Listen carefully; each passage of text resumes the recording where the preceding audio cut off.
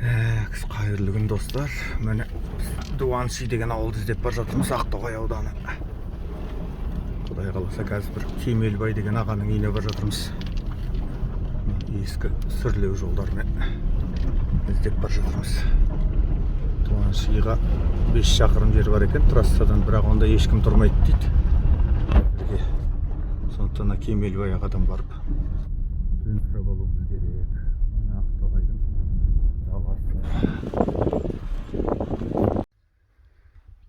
қайырлы күн достар.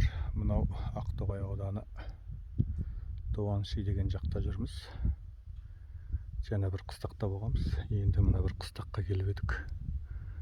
Бұл қыстақ жота бос тұр, ешкім жоқ.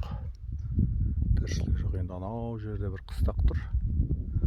Соған барып көреміз бе деп тұрмыз.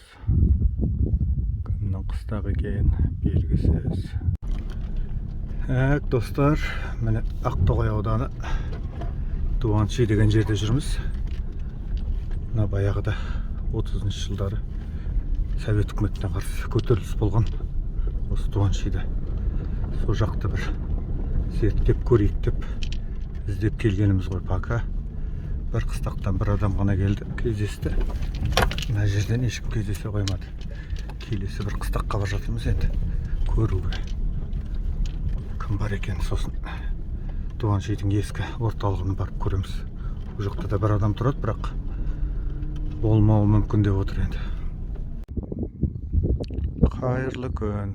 Міне Дуанши жақта жүрміз. Осы анау жақта Дуанши міне. Мына жерде міне ескі қорымдар бар екен. Соларды түсіріп жүрміз. Мына жерде бір үлкен қорым биік тұр. Анау жақ арқардай трасса, арқардай Балқашқа кетеді. Мына қыстақта Кемелбай аға тұрады деген, өкінішке орай ешкім жоқ екен. Кездесе алмадық.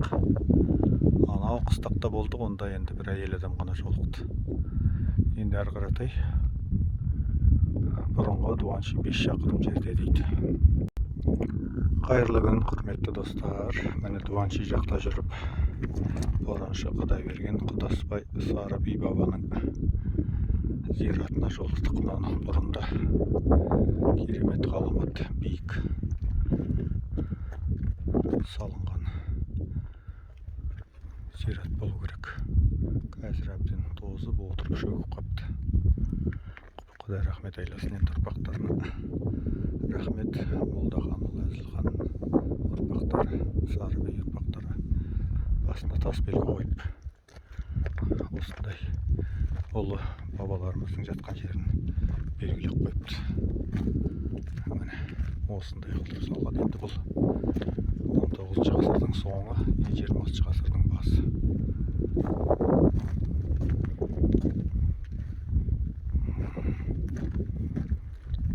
Мына жақта Дуанши, мынау жаңағы біздің келген қыстағымыз.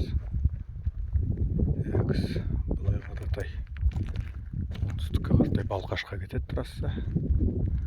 Анау жерден трасса өтеді жолдың бойы. Былай қаратай анау тауларға қаратай Ақтоғайға кетеді жол. Біз қазір мына Тоқырауын өзен жағасындағы Дуанши атты жерге келіп тұрмыз. Бұл Дуанши негізі тарихи орын.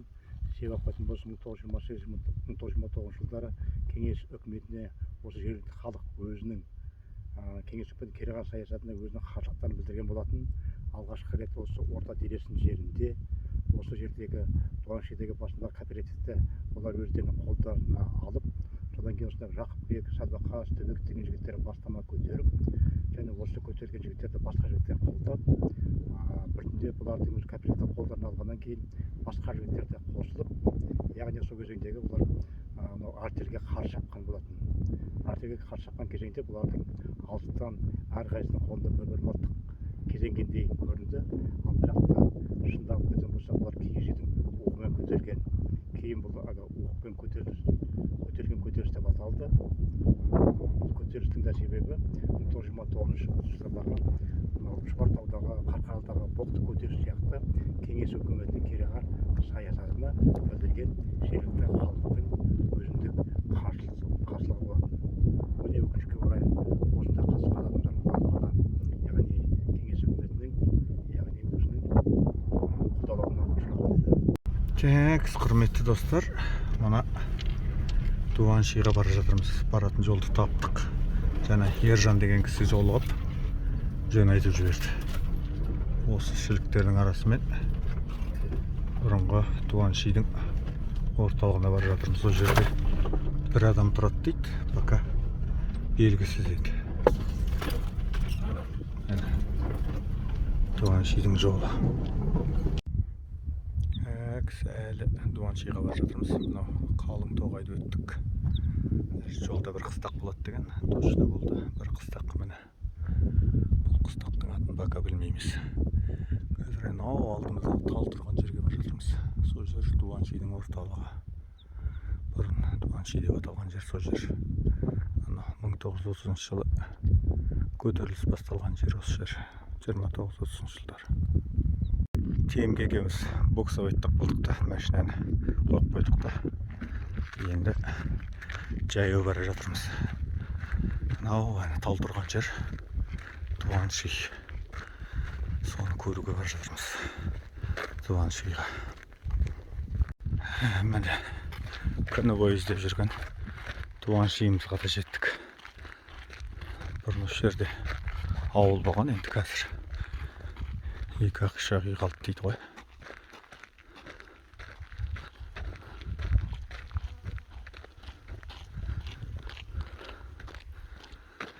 Қазақтың даласы бос жатыр.